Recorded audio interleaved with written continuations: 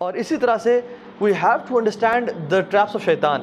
You know, the amazing thing about shaitan is he is very patient. وہ بہت صبر سے چلتا ہے.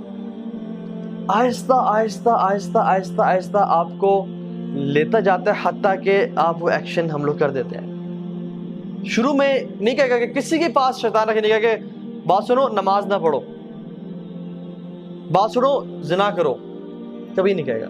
کیا بولے گا کہ ٹھیک ہے نماز پڑھ لو، اچھی بات ہے، بہت لازمی پڑھنی ہے، نماز نہیں چھوڑ سکتے ہو، لیکن ابھی تو 3 گھنٹے پڑھے نماز کی قضا ہونے میں.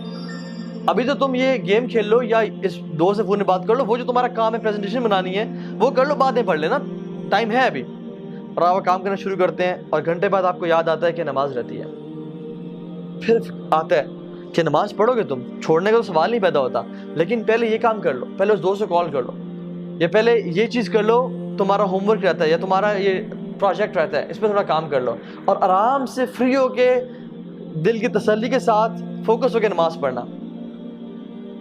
تو آپ کو اس نے کیا کہا کہ پرائورٹی تمہاری یہ ہے، جب فری ہو جاؤ گے پھر نماز پڑھ لینا. اور آپ اس میں انوالو ہوئے حتیٰ کہ 2 گھنٹے گزر گئے اور آپ کو اچانک سے یاد آئے کہ اوہ نماز چلے گئی. اور پھر آتا ہے کہ آپ کیا قضا پڑھو گے تم، اور اب عصر کی نماز کا ٹائم ہو گیا ہے، تم نے فجر بھی چھوڑ دی، ظہر بھی چھوڑ دی، اب تم عصر کے سامنے اللہ کے سامنے کھڑے ہو گئے، اب کل سے 5 وقت کی نماز پڑھنی ہے.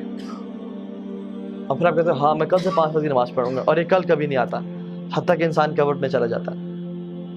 یہ میں اپنا پرسنل ایکسپیرینس بتا رہا ہوں آپ کو. میں جب یونیورسٹی میں تھا when I was not practicing، یہ تو میرا حلیہ بالکل بھی نہیں تھا اور ہم لوگ برائی میں تھے، تو میں اس چیز کو سمجھتا تھا کہ نماز بڑی امپورٹنٹ ہے. لیکن ہوتا کیا تھا کہ چلو ابھی ٹائم ہے، پڑھ لیتے ہیں پڑھتے ہیں، اور کرتے کرتے 1 نماز چھوٹی، 2 چھوٹی، اب کل سے پوری پڑھیں گے، باقی بھی چھوڑ دیں ساری. اور کل اگلے دن صبح اٹھے ہی 8 بجے، او فجر گئی، اور جب فجر گئی تو پھر اب کل سے 5 وقت کی پڑھیں گے. So this is how شیطان plays. اسی طرح سے زنا کے معاملے میں، فورنیکیشن کے معاملے، وہ نہیں کہے گا کہ چلو یہ عورت ہے اس کے ساتھ تم بدفعلی کرو، وہ کہے گا کہ she is so friendly، اور کتنا برا لگے گا کہ تم اتنے روڈ بن کے رہو اس کے سامنے، اور کسی کا دل دکھانا کوئی اچھی بات ہے، تو اسے حال چال تو پوچھو، صرف کام کی بات یہ تو بدتمیزی ہے. اور وہ کرتے کرتے آپ کام کی بات پوچھیں گے، باتیں کرتے کرتے فیلنگز ڈیولپ ہونا شروع ہو جائیں گی، اور آپ کے ذہن میں بہت سارے خیالات اس کو حسین کر کے. حدیث میں کیا آتا ہے، اللہ اکبر، اللہ کے نبی فرمایا کہ شیطان نامحرم کو تمہارے ذہنوں میں حسین کر کے پیش کرتا ہے. وہ اتنی خوبصورت ہوتی نہیں ہے جتنی وہ خوبصورت کر کے تمہارے سامنے پیش کرتا ہے، حتیٰ کہ انسان فینٹیسائز کر رہا ہوتا ہے کہ یار سبحان اللہ کیا بہترین نیچر ہے اس کی، کیا خوبصورت ہے یہ، کیا اچھی عورت ہے یہ، اتنی ہوتی نہیں ہے. تو شیطان اس کے بارے میں وہ کر رہا ہوتا ہے حتیٰ کہ آپ کے دل میں اس کے لیے پیار محبت ڈیولپ ہو جاتا ہے، and you die to meet Hare.